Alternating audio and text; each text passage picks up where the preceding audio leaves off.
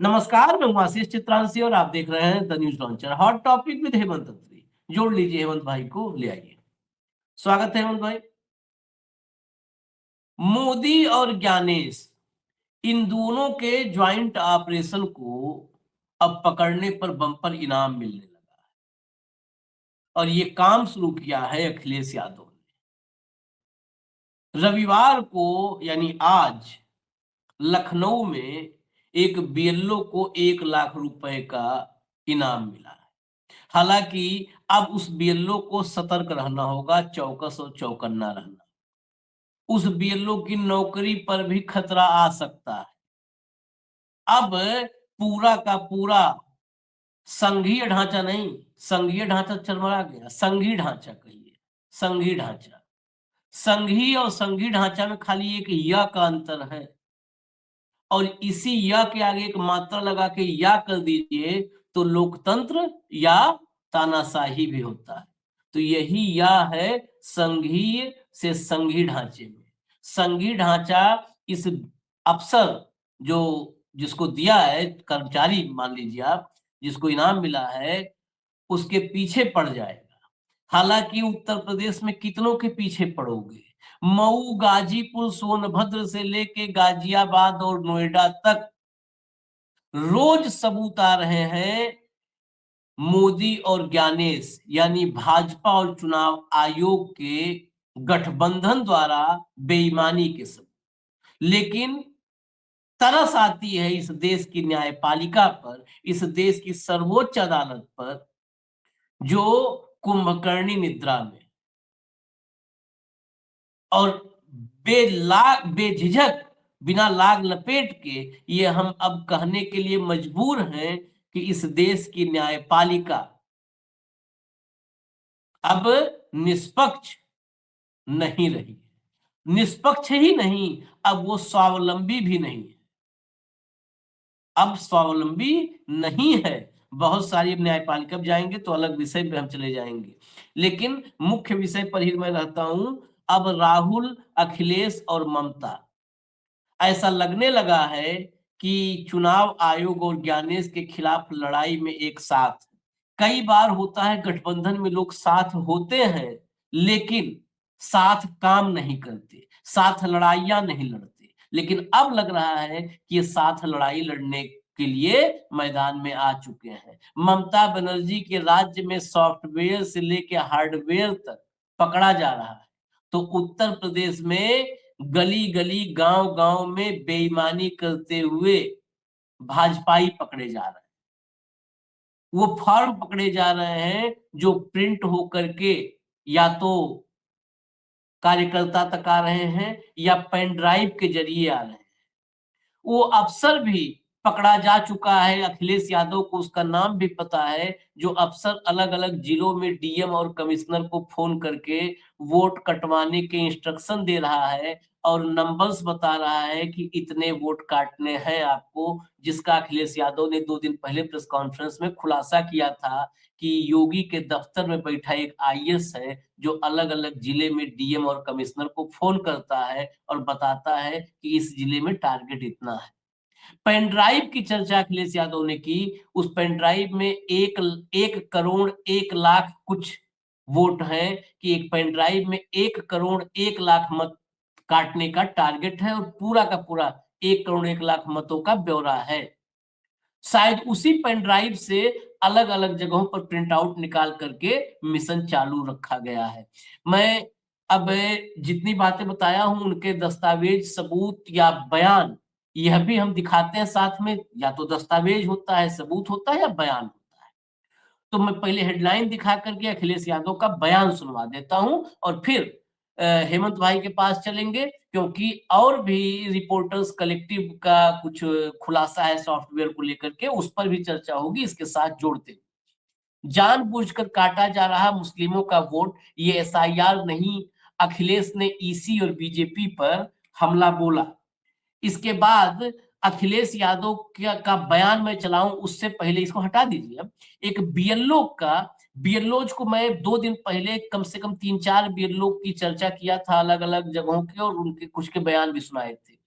लेकिन आज एक बीएलओ सिर्फ होता ना कि पहले भाई शुरू हो रहा है चर्चा तो थोड़ा सा इसको गर्माहट आ जाए इसमें, तो एक बीएलओ के बयान में सुना देता हूं, ये बीएलओ को सुनाइए, फिर अखिलेश का बयान जब सुनेंगे तो ज्यादा बेहतर होगा इसको समझने में। क्या नाम है आपका? पुजारी प्रसाद यादव। कहाँ के बिल्लू हैं आप? भैसाही के, रियारा और भैसाही के। आपके गांव के लोग आए थे थाने पे एप्लीकेशन देने। जी, उनका कहना है कि वहाँ के जो 86 लोगों का नाम काटा जा रहा है, क्या मामला है, क्यों काटा जा रहा है? जैसे ये है कि जो फार्म मुझे मिला हुआ है वो धर्मेंद्र मौर्य द्वारा मिला हुआ है। अब रात में मुझे देकर वो चले गए। जब मेरे मतलब उसमें नाम देखा तो ऐसे लोगों का नाम उसमें शामिल है जो सभी जिंदा हैं और मौजूद हैं। अब वो जांच करने के लिए कहा गया है कि हम जांच करके उस पर रिपोर्ट लगा देंगे, बाकी आगे जो भी लोग चाहेंगे वो करेंगे अपना। धर्मेंद्र मौर्य कौन है? धर्मेंद्र मौर्य ये वहाँ हरैया के निवासी हैं। तो धर्मेंद्र मौर्य क्यों आपको फॉर्म दे के गए हैं? अब वो कहे कि हम तहसील से जो है हमें फार्म मिला हुआ है, फार्म 7 मिला हुआ है आपको जांच करने के लिए, तो आप जांच करके इसका रिपोर्ट लगा दीजिए। आपने नहीं पूछा कि तहसील से किसने दिया आपको फार्म? अब ये हुआ कि तहसील से मुझे मिला हुआ है, मैंने और सब नहीं पूछा। नहीं, वो किसी पद पे है या कौन है धर्मेंद्र? अब चूंकि वो देखिए इसके पहले भी मुझे बात कर चुके हैं कई बार, जो है जब बूथ लगता था वहाँ तो कई बार बात कर चुके हैं वो, तो इसे मुझे लगा कि वो हो सकता हो कि उसी कार्य के लिए दिए हों। अच्छा, 86 फार्म में कौन कौन है, किस बिरादरी किस जात के लोग हैं? उसमें 86 में सारे मुस्लिम है, एक भी हिंदू नहीं है। और अब सारे के सारे जो अभी मैंने मुआयना किया तो उसमें सभी लोग जिंदा है, ना तो कोई डबल है ना शिफ्टेड है, और सारे लोग मौजूद हैं। आपको क्या लगता है उनका नाम कटना चाहिए? नहीं, अब सब जिंदा है मौजूद है तो नाम क्यों कटना चाहिए। मैं तो रिपोर्ट लगाऊंगा, उसमें सभी लोगों को जैसा जो है स्थिति मैं उसको उसी हिसाब से रिपोर्ट लगा दूंगा। ये सिर्फ एक झलक है। 86 फॉर्म थे, पूरे 86 फॉर्म मुसलमानों के थे, पूरे 86 फॉर्म। देखिए जरूरी नहीं है कि आप हिमंता बिस्वा शर्मा टाइप ऐसे लेकर के ही करें फायर, फॉर्म से भी वो काम हो जाता है, फॉर्म से भी वो काम हो जाता है। जो काम हिमंता एआई वाले वीडियो में कर रहा था वो काम फॉर्म से भी होता है। 86 मुस्लिम, उनको या तो मृतक दिखाया गया अस्थायी रूप से, मतलब अस्थायी रूप से वहां से जो है उनका प्रवास दिखा दिया गया कि जा चुके हैं, अस्थायी रूप से वहां से शिफ्ट हो चुके हैं। ये दोनों दिखा करके 86 और 86 मुस्लिम थे, और 86 के 86, सोचिए आप, 86 85 भी नहीं, क्या कहा बीएलओ ने, 86 के 86 जीवित हैं और वही है, मतलब कंप्लीट फ्रॉड, कंप्लीट फुर्जरी। मैं इसके साथ आपको बताऊं, मैंने आपको दिखाया था एक महिला बीएलओ वाराणसी के, मोदी की वाराणसी में सेवापुरी विधानसभा है, वहां पर मोहम्मदपुर बूथ, मोहम्मदपुर का जो बूथ है, वहां पर हेमंत भाई कुल मिलाकर टोटल जो नंबर ऑफ वोट्स उस बूथ पर हैं वो है 841 वोट। 841 में से 844, सॉरी 844, 844 में से उसको 500 फॉर्म एक भाजपा का देके गया कार्यकर्ता, 544, 500 फॉर्म, टोटल वोट है 844, दे के गया 500। वो पलटने लगी तो पूरा 500 सब मुसलमान थे, सारे मुसलमान, और सब गांव में रह रहे हैं, जिंदा है। तो उसने बिठा लिया जो फॉर्म लेके आया था, गांव का ही था, गांव का ही था, उसको बिठा लिया, तो उसने फोन मिला दिया ऊपर। महिला बीएलओ ने बताया कि किसी महासचिव उससे उस बात के तो बड़े बदतमीजी से कहा जितना दिया गया उतना करके साइन रिसीविंग करके दे दो, बस इतना ज्यादा दिमाग नहीं लगाओ। उसके बगल में 204 नंबर बूथ की ये कहानी थी, उसके बगल में 117 नंबर बूथ था, वहां चमेला नाम की बेरुखा बूथ, बेरुखा एक वहां पे वो है, बेरुखा, वहां पे चमेला नाम की बीएलओ, 117 फार्म गए उसके पास, 117 के 17 मुसलमान। जो अखिलेश ने हेडलाइन में, जो अभी हमने आज तक की हेडलाइन दिखाई है, सबसे नीचे कोने में से खोज के निकाली, ये हेडलाइन दरअसल उत्तर प्रदेश में बहुत लंबे बड़े पैमाने पर, बड़े लार्ज स्केल पर ये काम चल रहा है। इसको सिर्फ अखिलेश यादव इस पर बयान दे रहे हैं रोकने के लिए, कोई इनके पास है फॉर्मूला? सवाल ये है, जहां पकड़े जा रहे हैं मान लिया वहां रुक गया, बीएलओ भी तो सैकड़ों की संख्या में है जिनका माइंडसेट मोदी है तो मुमकिन है वाला है। वो बीएलओ तो नहीं बताएंगे, वो तो कहेंगे भैया 500 लाए हो, 200 फार्म और दो, तो 200 और दो, हमें मालूम है फलाने भी भाजपा को वोट नहीं देता है, गांव की भाषा। ये हमको पता है, जो उस माइंडसेट का होगा, वो ऐसे बीएलओज भी सामने आए जो उस माइंडसेट के हैं, तो मतदाताओं को भगा रहे हैं। खैर, मैं एक सवाल हेमंत भाई से ले लूं, तब अखिलेश यादव वाली क्लिप दिखाऊंगा। खबर तो इतनी देख ही लिए। हेमंत भाई, ये देखा आपने फॉर्मूला? इस फॉर्मूले के बाद क्या चुनाव होगा? अखिलेश यादव रथ यात्रा निकालने की तैयारी कर रहे हैं। आशीष भाई नमस्कार, आपको सारे दर्शक साथियों को भी। देखिए, साल भर पहले मैंने और आपने तो कम से कम इलेक्ट्रल डेमोक्रेसी को इलेक्ट्रल ऑटोक्रेसी कहना शुरू कर दिया था। तब तो एसआईआर भी नहीं थी। हम्म। ठीक, वो कहानी हमारी कहां से शुरू हुई थी? जब राहुल गांधी ने कर्नाटक का सारा खुलासा किया, अलग अलग जगह का, बाकायदा एक पार्लियामेंट के अंदर जो कुछ हुआ था, तो वो आप उस दिन में हमने शुरुआत, पहले शो में हमने एक बात कही थी कि ये आइसोलेटेड एक पार्लियामेंट कंस्टिट्यूंसी का मामला है ही नहीं, और एक असेंबली कंस्टिट्यूंसी का भी नहीं है।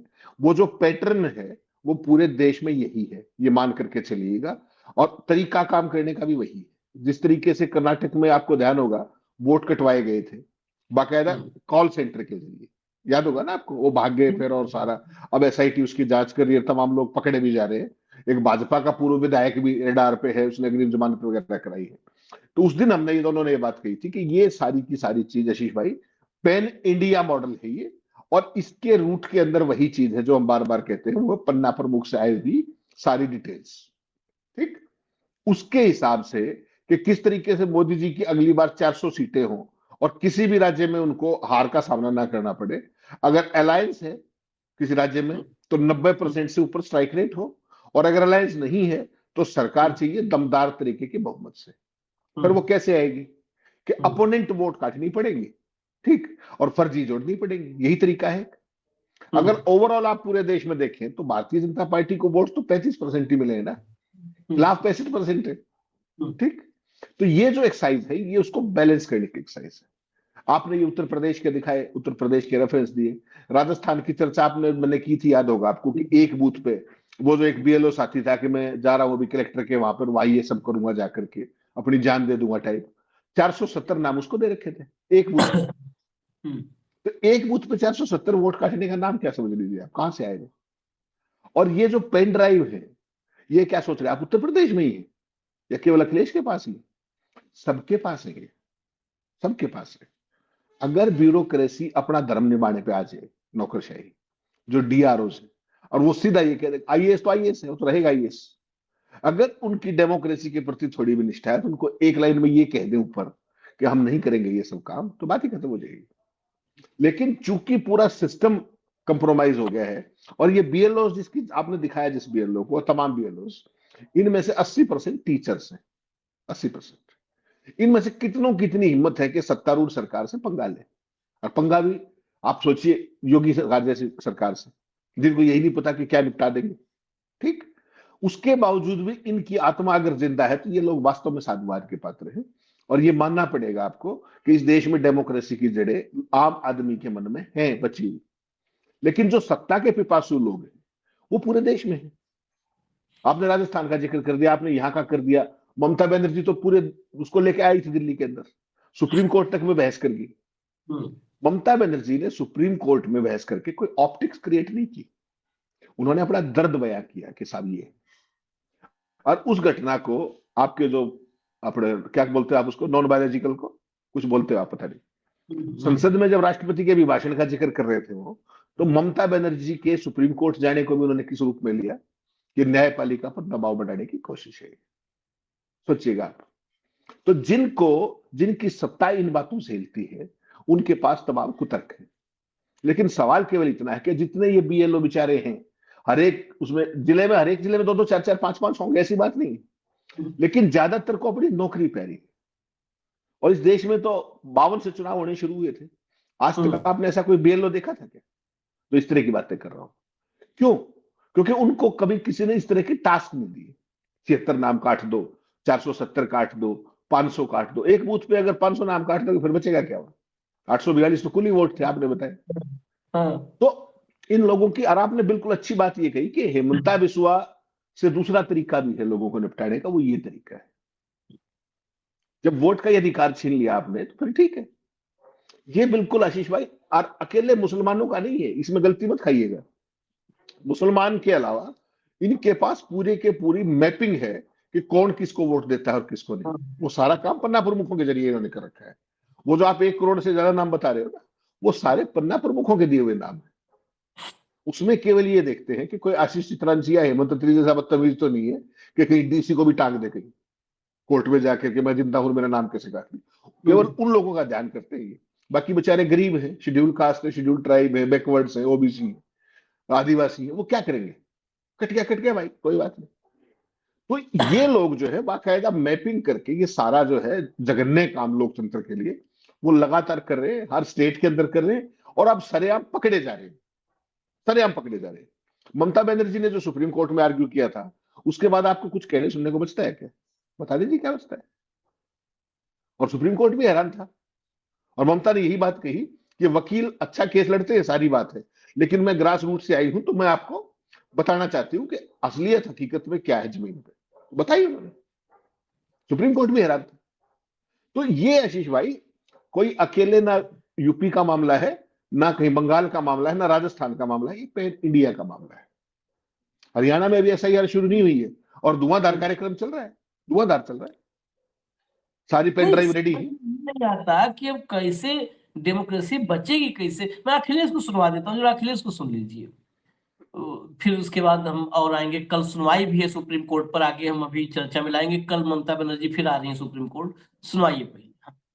फॉर्म 7 बाकायदा भर करके प्रिंट कर करके भेजे जा रहे हैं और कई जगह हंगामा हुआ है। कई जगह की जानकारी हमारे प्रेस के माध्यम से, यूट्यूबर्स के माध्यम से और कई बहादुर पत्रकारों के माध्यम से हम लोगों को जानकारी मिली है। और जिस समय हम लोगों ने यहां से आपत्ति दी, शिकायतें की और जब अपील की यूट्यूबर्स से और पत्रकार साथियों से, तो बहुत सारे पत्रकार साथियों ने जिम्मेदारी निभाते हुए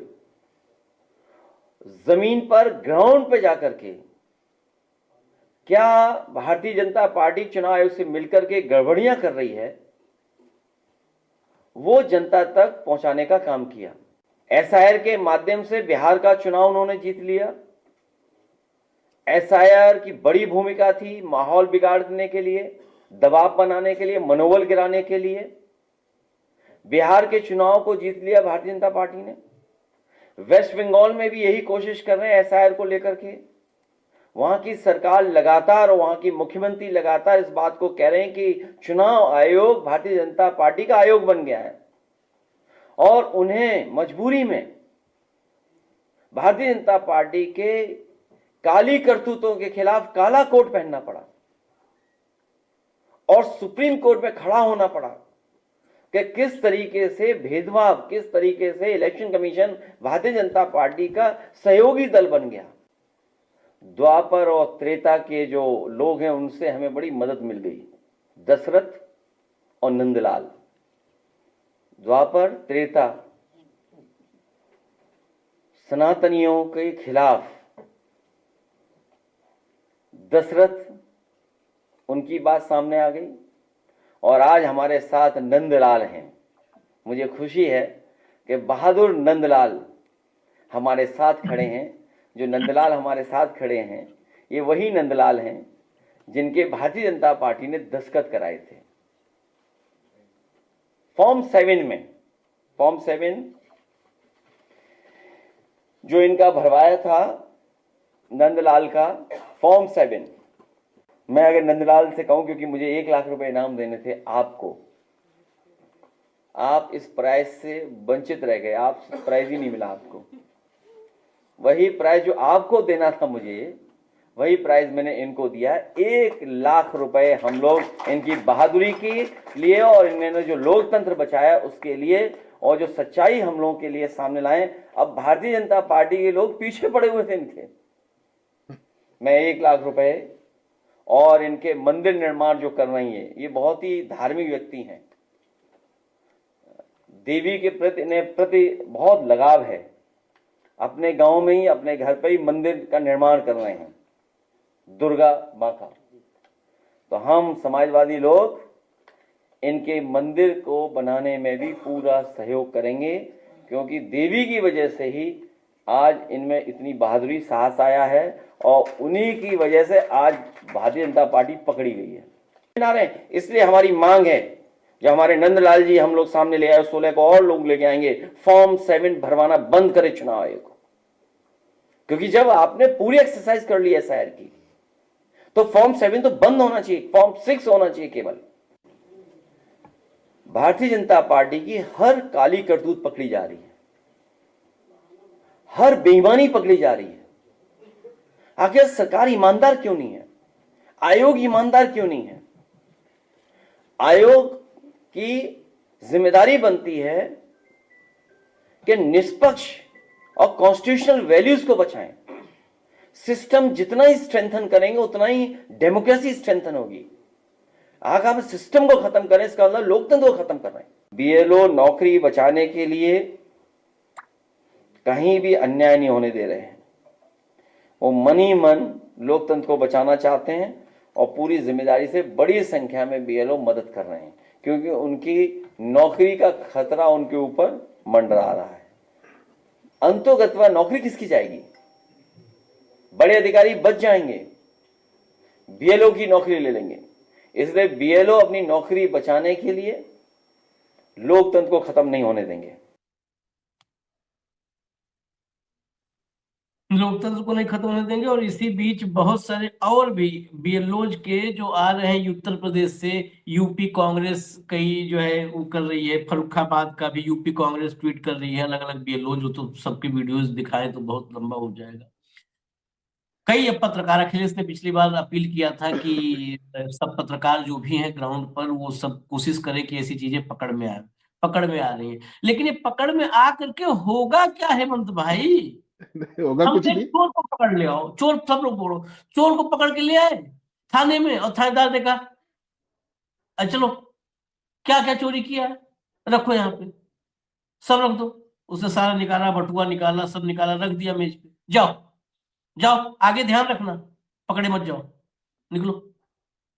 सामने वाला कर रहा है साहब चोर, अरे तुम्हारा जो चोरी हुआ था मिल गया, तो जहां जहां पकड़े जा रहे हैं वहां पे चलो 500 फॉर्म रखो, नहीं कटेगा 500 ना, हो गया 500।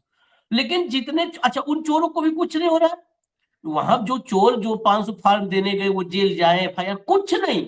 आप बताइए, देश के चुनावी प्रक्रिया का हिस्सा है ये एसआईआर। इतने बड़े एसआईआर में जो लोग भी ये फॉर्म 7 पे ये ऐसा सब कर रहे हैं, फ्रॉड फोर्जरी, किसी जेल हुई क्या? जबकि ऐसे किसी भी चुनावी प्रक्रिया में कुछ भी थोड़ा बहुत भी कोई फोर्जरी कर रहा है, फर्जीवाड़ा कर रहा है, तो उस पर तत्काल जेल जाएगा वो। कोई किसी को जेल हुई? क्योंकि सब तो वही कर रहे हैं जो उनको करना है, वो अपनी ड्यूटी कर रहे हैं। उनको कुछ जो है ईमानदार पत्रकार जमीन पर है, वो पकड़ ले रहे हैं कैमरे में, कहीं कैद कर ले रहे हैं। कुछ ईमानदार बीएलओज हैं जो अड़ जा रहे हैं कि भाई हम ये काम नहीं करेंगे। इतना तो है। ये कैसे, इसका सोल्यूशन क्या है? मैं इस पर बड़ा चिंतित हूं, सोल्यूशन क्या है? आशीष भाई, सॉल्यूशन का तो एक ही लाइन की बात है। सुप्रीम कोर्ट में एक एक कागज सारा जा चुका है, 1 सेकंड का काम है पूरी की पूरी एसआईआर को असंवैधानिक घोषित कर दो, गैर कानूनी घोषित कर दो। क्या कागज बचा हुआ जो सुप्रीम कोर्ट को नहीं पता है? बता दीजिए कौन सा कागज बचा हुआ है। बिहार का चुनाव भी उसी रेंज में आता है कि अगर सुप्रीम कोर्ट जो कुछ उसके सामने चीजें आई हैं, तो बिहार का चुनाव भी बनी बनाई सरकार को खारिज किया जा सकता है, इतने साक्ष्य हैं। लेकिन करे कौन? दुख इस बात का, आपने कहा क्या किया जा सकता है? पहले काम तो ये किया जा सकता है, एसआईआर को ही खारिज कर दिया जाए असंवैधानिक बता करके। मेरी तमाम चुनाव सुप्रीम कोर्ट करे, और किसी की तो पावर है नहीं। सुप्रीम कोर्ट करेगा, आपको लग रहा है? नहीं, मैंने तो आपको 10 जुलाई को बता दिया था, पहली हियरिंग थी, मैंने आपको 10 जुलाई को उसकी चाल ढाल देख के बताया था। वीडियो देख लीजिएगा, आपको तो याद होगा सारी चीज। क्या कहा था? हम दोनों ने ही कहा था उस दिन। सारे लोग हमें कह रहे थे निराशावादी हैं, हम निराशावादी नहीं थे, हम रियलिस्टिक थे कि जो चाल चली थी जिस तरीके से बहस की, उसके हिसाब से हमने ये बात की थी कि सारे चुनाव हो जाएंगे और आप पैर पीटते रह जाना, कोई खास बात नहीं। जैसा आपने कहा, रिपोर्टर कलेक्टिव ने वेस्ट बंगाल के अंदर एक नया ऑपरेशन फिर कर दिया है पूरे का पूरा। और जो कुछ ममता बनर्जी कह गई थी और जो अब तक होता है, वो सारी चीजें फिर एक तरीके से ऑपरेशन ब्लैक बॉक्स टाइप की तस्वीर पेश कर दी उन्होंने, कि जहां चुनाव आयोग ने संवैधानिक प्रोटोकॉल को वास्तविक स्वयं के सॉफ्टवेयर बदलाव, रियल टाइम सॉफ्टवेयर चेंजेस और अनौपचारिक व्हाट्सएप निर्देशों में बदल दिया गया। आप क्या कह रहे थे, ये बीएलओ क्या करेंगे? आपने बीएलओ को कागज दिए, भाई तुम इनको बदल देना, मृत घोषित कर देना। बीएलओ नहीं करेगा, ऊपर करवा देंगे, ईआरओ से करा देंगे। ईआरओ नहीं कराएगा तो डीआरओ कर देगा। कहां समस्या है? कोई भी नहीं करेगा तो माइक्रो ऑब्जर्वर ले आएंगे। इनको कौन रोक रहा है? माइक्रो ऑब्जर्वर कलकत्ता बंगाल में लगाए नहीं, तो इनकी तो घर की खेती है भाई साहब, इनसे कोई कानून थोड़ी पूछ रहा है कि कैसे करना है, क्या करना है। तो इसमें बेसिकली जो ये किए हैं सारे के सारे रियल टाइम सॉफ्टवेयर चेंजेस जो रोज होते हैं, जो ममता बनर्जी बता रही थी वहां पे, और व्हाट्सएप के जरिए डायरेक्शन हो रही थी, उसमें लगातार अफसर भी परेशान है और जो बेचारे नागरिक हैं वो भी परेशान है। ईसीआई ने कथित तौर पर कानूनी रूप से नामित अधिकारियों को दरकिनार करते हुए जो ऑप्टेड सिलेक्टेड लोग हैं ना, चुने हुए कर्मियों को प्राथमिकता दी, जिससे स्थानीय निर्णय लेने वाले प्रभावी रूप से शक्तिहीन मध्यस्थ बन गए। वो कुछ कर ही नहीं सकते बेचारे, हैंडपिक्ड लोग। आप देख लीजिए वेस्ट बंगाल सीओ की क्या भूमिका है पूरी की पूरी, ठीक है ना। और वो कलकत्ता बंगाल कैडर का आईएएस है, उसके बावजूद ममता बनर्जी ने सुप्रीम कोर्ट में जिक्र किया। उसके बाद एल्गोरिदम के जरिए जो खेल किया जाता है वो सारा का सारा रिपोर्टर कलेक्टिव ने कितनी बार बताया है। और फिर उन्होंने आज की रिपोर्ट में बताया है कि जांच से पता चला है कि ईसीआई के केंद्रीयकृत सॉफ्टवेयर ईओआर नेट 2, जिसका प्रबंधन अब निजी क्षेत्र की दिग्गज कंपनी टीसीएस कर रही है, का उपयोग सार्वजनिक सूचना के बिना सत्यापन नियमों को चालू और बंद करने के लिए किया जा रहा है। कर लीजिए, क्या करेंगे आप? जाइए। सॉफ्टवेयर में ये बदलाव अक्सर मूल कानूनी आदेशों के विपरीत थे, उसके बावजूद कर रहे। अनौपचारिक आदेश देते हैं, महत्वपूर्ण निर्देश आधिकारिक लिखित माध्यमों की बजाय मौखिक आदेशों और निजी व्हाट्सएप समूहों के माध्यम से दिए जा रहे हैं, जिसे ऑडिट करना लगभग असंभव है। कर लीजिए, आप क्या करेंगे? नागरिकों के लिए क्या गंभीर जोखिम है?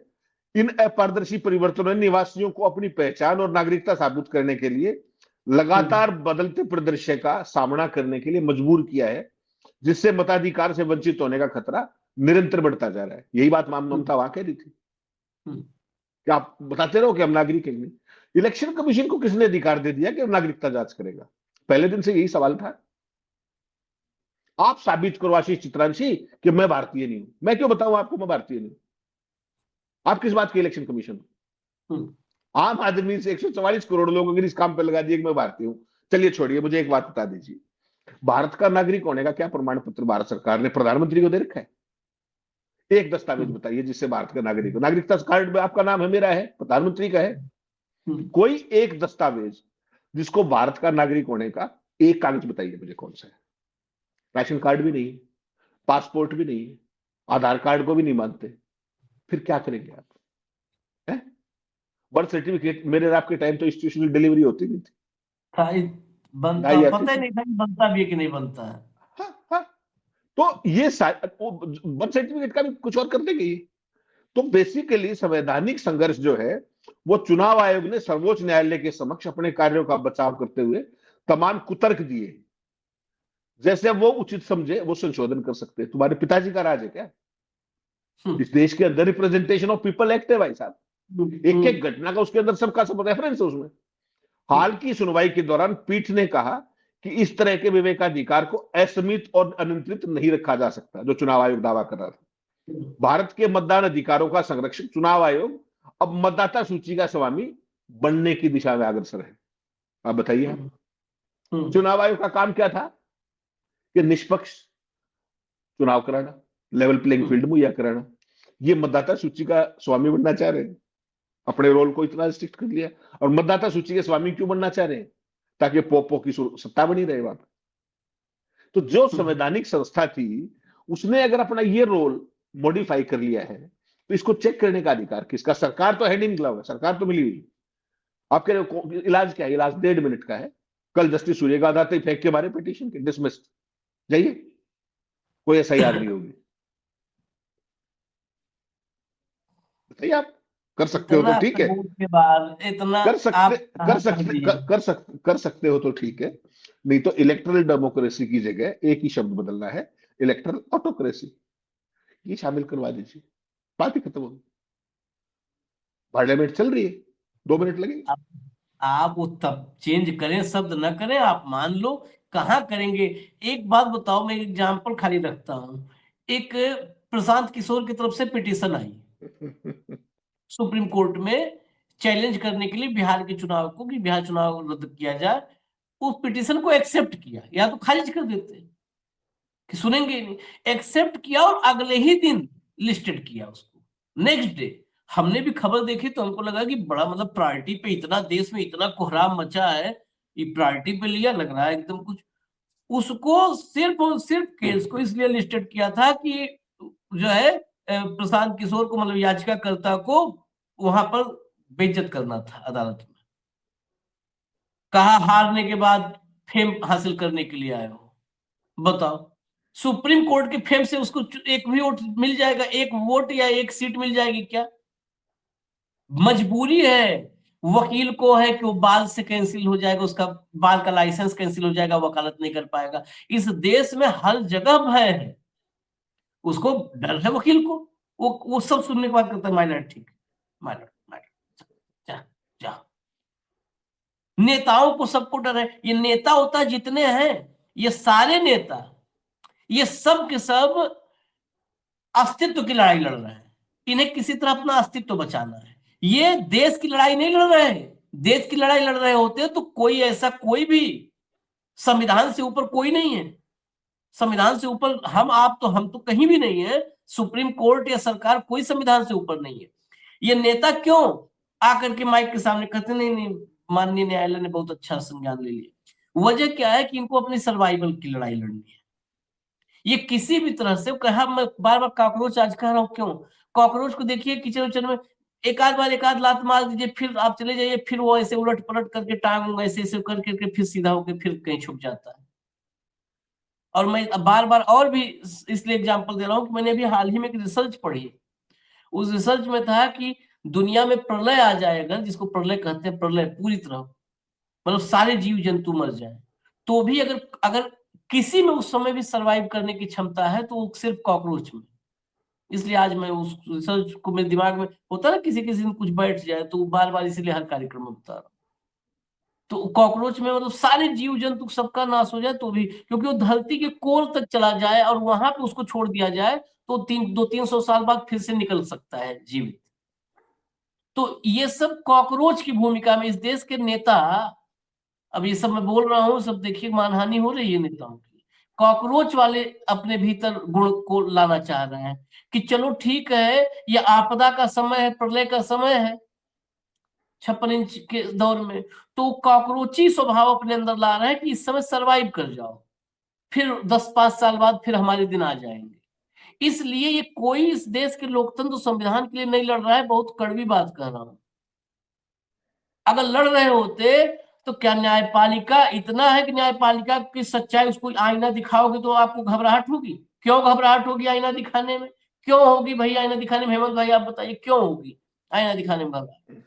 क्या कहा पिटीशन पर? आप ख्याति के लिए चुनाव में इतनी बुरी तरह हार गए, मतलब चुनाव में आपको इतने भी वोट नहीं मिले तो आप प्रसिद्धि के लिए आ गए हो।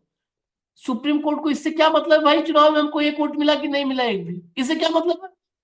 अरे आप सही गलत देख करके फैसला करो, क्या हमारा वोट गिनोगे? तो अगली बार मतगणना में ड्यूटी लगाए आपकी सीजीआई साहब, फिर काउंटिंग में चलो, ड्यूटी करो भाई, वोट गिनो।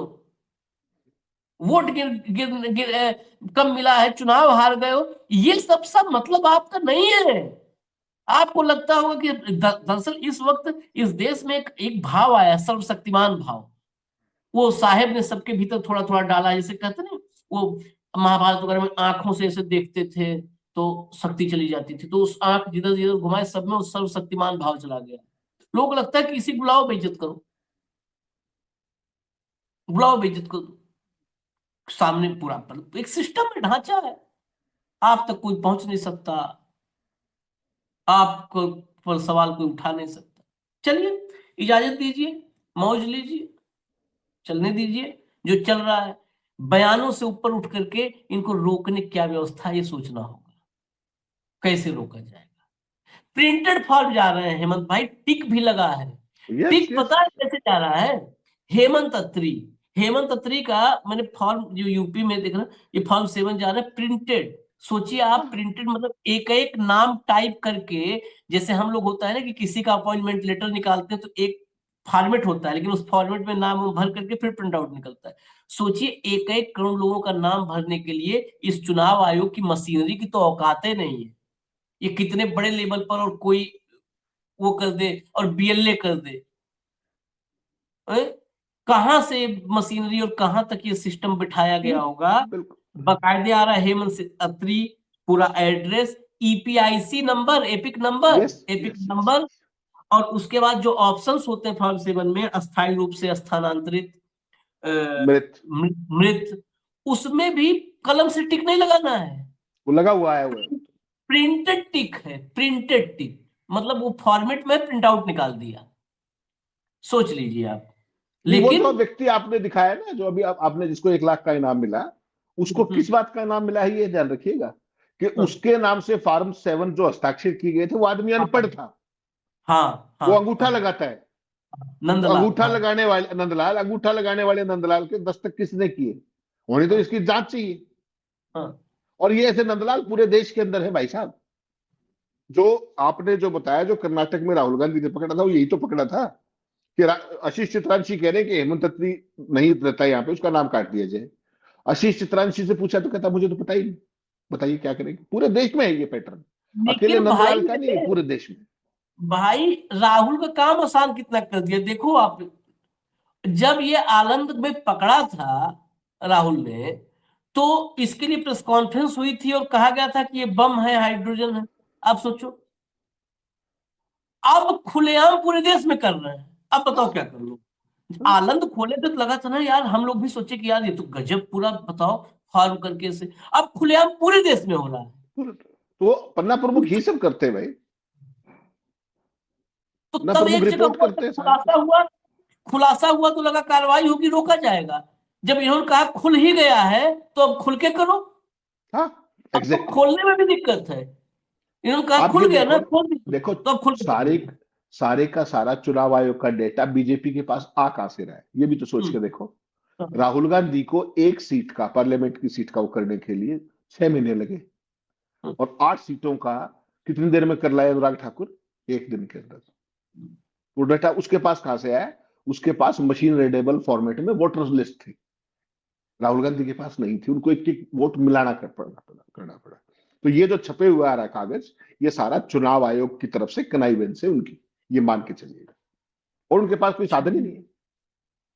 चलिए राष्ट्र निर्माण में, हालांकि मैं फिर आज भक्तों के लिए कुछ कह दूं, राष्ट्र निर्माण के लिए सब करना पड़ता है, इसलिए मोदी जी कर रहे हैं और कुछ नहीं, इसलिए मोदी जी कर रहे हैं। अभी मैंने एक बयान सुना था एक महिला का, उसने एक मेट्रो स्टेशन का विजुअल लगाया था और लिखा कि देखिए कितना सुंदर मेट्रो स्टेशन बन गया। अगर वोट चोरी से ही अगर ऐसा विकास हमको मिलता है तो फिर वोट चोरी अच्छी है।